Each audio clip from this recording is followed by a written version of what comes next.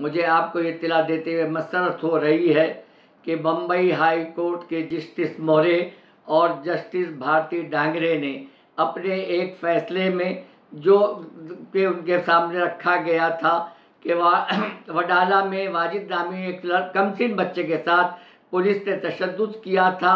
और उसकी मकद में मिसवाक डाल दी थी और उसके साथ बदफेली की थी, लिहाजा ऐसे पुलिस वालों के खिलाफ कानूनी कार्रवाई की जाए, जिसका फैसला सुनाते हुए कल बम्बई हाई कोर्ट के मज़कूरा बाला जज साहिबान ने कहा कि जो इल्ज़ामात लगाए गए थे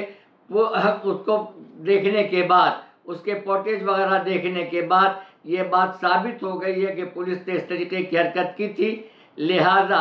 अब इसका मुकदमा जो है वो पुलिस ट्रिब्यूनल में चलाना चाहिए। लिहाजा हम दरख्वास्त गुजार से कहते हैं जल्द से रुजू करें। इंशाअल्लाह जमीयत उलमा महाराष्ट्र बहुत जल्द वाजिद के ताल्लुक से जो शिकायत है वो पुलिस ट्रिब्यूनल के सामने पेश करेंगी।